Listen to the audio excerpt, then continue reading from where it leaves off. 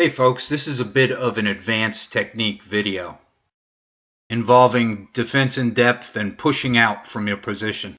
I had a man recently ask me what type of weapon he should get to take out a whole van load of bad guys that pull up in front of his house during a WROL situation.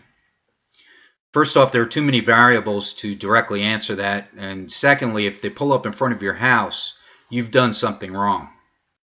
What I want to discuss with you is ideas for a counter mobility plan for your bug out retreat or your small rural community.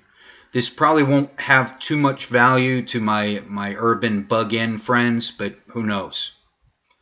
There's a lot of information to cover. I'm going to try and do it in broad strokes and get you the general idea.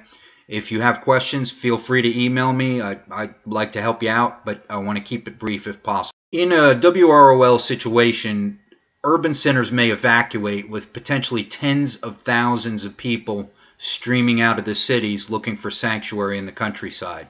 Any retreat or community that's hit by this wave can be overwhelmed and picked clean. Your objective is to steer people away from your location while avoiding direct confrontation.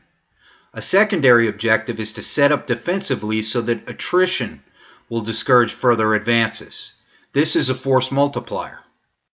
The idea is that groups or communities can work together to block key intersections to steer traffic around their community. Some assumptions. In a WROL situation, fuel for public consumption is only going to last about 2 weeks, give or take. After that, you'll see traffic start to drop off. Initially, people will stick to main roads following them to a perceived sanctuary. Offering refugees an option to go in a different direction will do more to avoid confrontation than anything else. People and vehicles will follow the path of least resistance.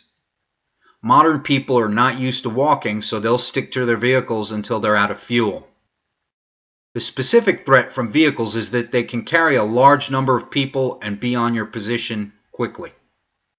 Some considerations: making a plan, discussing it, assigning duties are all essential to be done today. You cannot wait till the event happens and then attempt to roll out a plan. Additionally, a terrain walk needs to be done by all those involved. You cannot simply say this intersection and that bridge.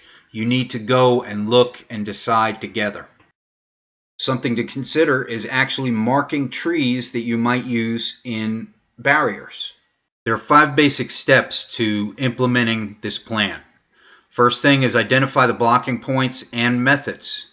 Select the affected intersections, main roads that run by your community, past your community. Select your fallback choke points.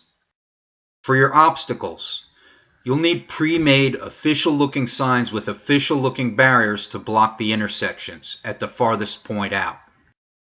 What works best is a sign such as "Bridge Out" that would dissuade a person from investigating.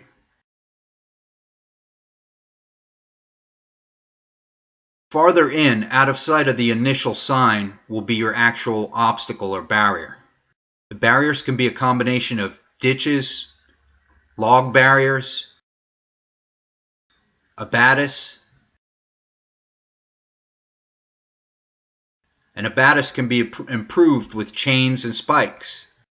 Or fascines, which are essentially homemade heskos and can be made out of natural materials, or even better, chain link and landscaping fabric.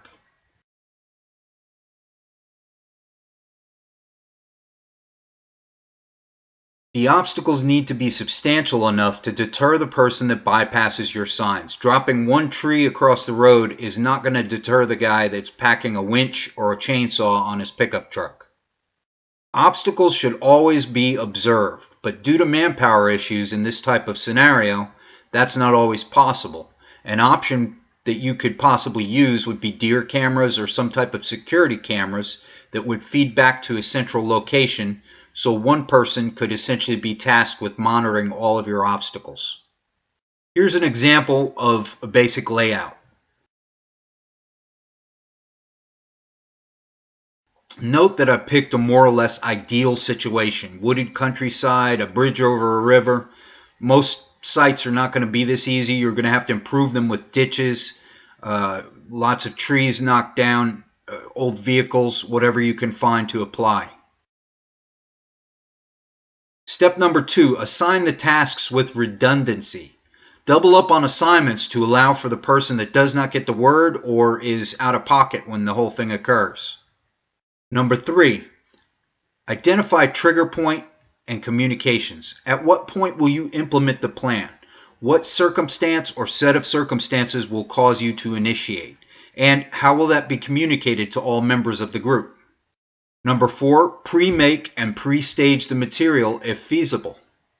Number 5, develop a procedure for those who have been left outside the barrier. Where will they stash their vehicles?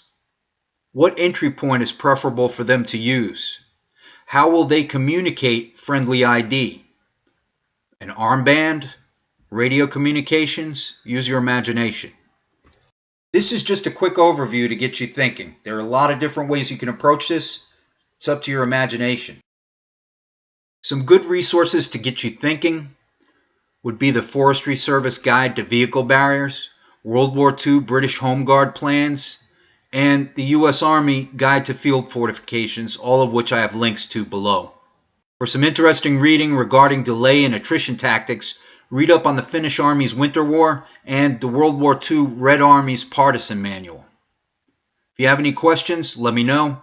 Go ahead and subscribe and hit like while you're here. Stay safe.